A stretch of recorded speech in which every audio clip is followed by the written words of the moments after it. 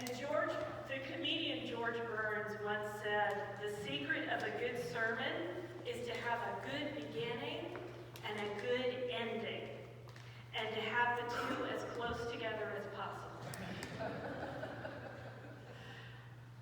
So, this is going to be more like a little homily than the long sermon I usually do. Well, Merry Christmas. Did you know that today is the 11th day of Christmas? Yes. No. Yes.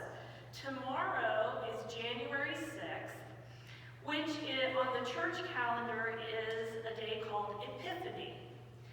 If you've ever wondered what that song is about, the 12 days of Christmas, there is a long tradition of people celebrating Christmas for the entire 12 days after Jesus is born, and the legend is that this is to celebrate the journey of the Magi, the wise men, or in a lot of cultures it's called the Three Kings. So Epiphany is the day that we celebrate the arrival of the wise men, and in some cultures this 12th day of Christmas, called Three Kings Day, is considered to be an even bigger celebration. That's the time when the family all gets together, because that's the day that they exchange presents. So this Sunday, as we celebrate Epiphany a day early, let's look at this passage that Matthew gives us of Jesus' birth. Most of the things that we associate with the Christmas story come from the book of Luke. The angels, shepherds, manger. But none of that is in Matthew's account. Matthew's story is completely different. It tells us about some wise men who travel from the east. The Greek word that is used is magi. And there's not a perfect English translation for magi, but they were highly educated, they had some wealth, but they probably were not actually kings. They might have been consultants to rulers. And interestingly, the story does not tell us how many there were. You can go back and look at that passage if you want. There's nothing about three kings or three wise men. What it lists are that there are three gifts that were given. But we don't know who the Magi were or even how many there were. There is lots of beautiful symbolism in this story. These wise men seeking a baby, traveling for weeks, enduring hardship because they somehow knew that this baby was worth the effort. There's a Christmas card saying that you may have seen, "Wise men and women still seek him." This is something we can learn from.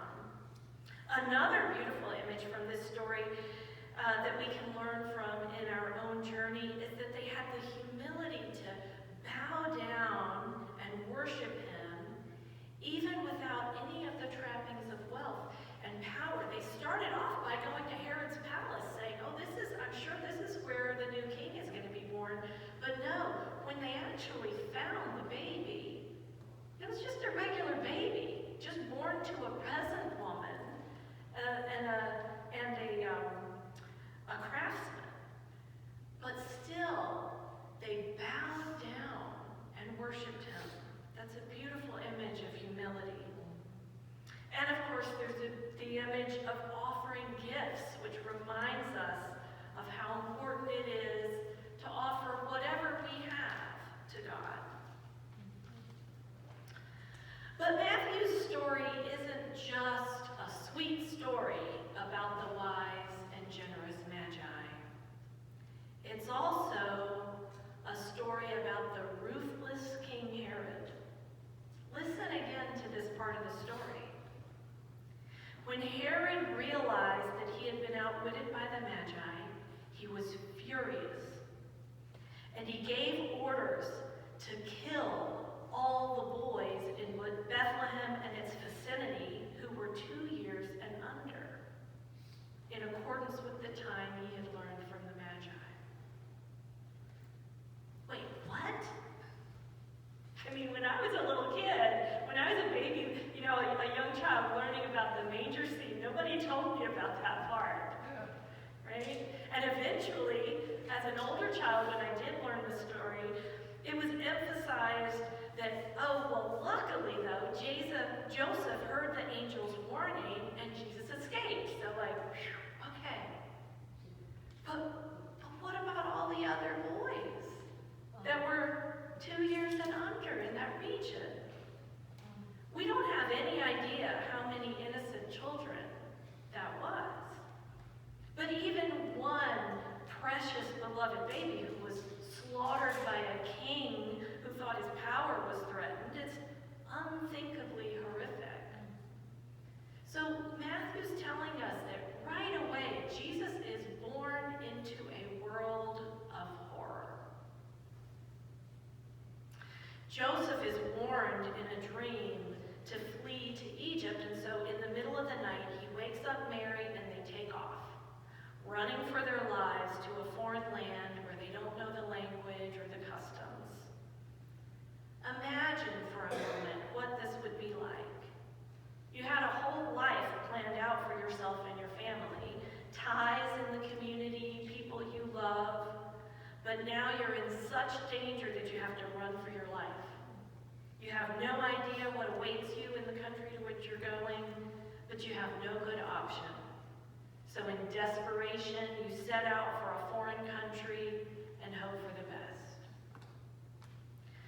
Many in our Matthewson Street church family have experienced this. Some came to the U.S. fleeing government persecution or civil war. Some had been targeted for gang violence or a domestic abuser who was trying to kill them. Some have refugee status and were able to enter our country legally, but many do not. It's very difficult and complicated to get asylum status. And it's not just here. In 2024, there were over 40 million refugees in the world. A refugee being someone who has to leave their country of origin due to persecution or threat. That number has more than doubled in the past decade. And when you look at just immigrants in total, there are over 300 million immigrants worldwide.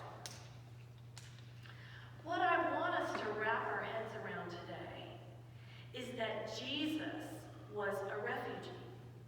Jesus and Mary and Joseph have lived this reality too. The Holy Family themselves experienced that fear of being on the run, of not being able to go back home. Jesus was an immigrant. The Holy Family knows what it's like too to be displaced, having to make a home out of wherever they lay their head for the night. Many people in our church know this feeling too. This Bible story is happening in our world every day. Many in our Matthewson Street family have been threatened by authorities and told, I don't care where you go, but you can't stay here. This state of having to be on the move, it's nothing to be ashamed of. It can happen to anyone. This story tells us that it happened to God himself. Amen. How can any Christian place blame and judgment on people who are unsheltered or who have had to emigrate? The true Christian response to displacement, the response that Jesus taught, is compassion. I am so proud of our church community, how we show compassion to people in crisis. Yesterday, this sanctuary was so full that we had to open up the seats in the balcony to accommodate all of the loving mourners who wanted to pay respect and honor to our sister, Diamond Manson. Diamond volunteered here week in and week out, tirelessly working to help people in need. People who were experiencing displacement, hunger, eviction, illness. It didn't matter if you just got released from prison, or if you spoke English or not, or if you're living with an addiction. Diamond would say to people, I will help you. Even if everyone else was turning away, Diamond would commit. I promise, I will help you. She would say, what do you need? I can't solve all your problems, but I will not leave you with nothing. Don't give up on me, and I won't give up on you. I will do what I can to help you. Matthew's story of the birth of Jesus reminds us that Jesus has lived the hardships that many of us are living, and that we're called to work like Diamond worked, to help people who face hardships. One of the parables that Jesus tells in Matthew's gospel, one of the last parables that Jesus tells in Matthew's gospel. So he starts at the beginning with the story of Jesus suffering, and at the very end, these bookends, is the parable where Jesus says, whenever you gave food or clothing or kindness to someone in need, you gave it to me. So, brothers and sisters, let us be encouraged to continue the great work that we are doing to serve people in need. Amen. Knowing that this work is the heart of the good news of God's love that we proclaim. Jesus was homeless. Jesus was an immigrant. And still today, Jesus is all around us and among us. Hungry, cold, unsheltered, sick in prison. Jesus still is an immigrant, an orphan, a wanderer. Let us recommit that people in need and in crisis will always be welcome here. And let us recommit like Diamond. We will help you.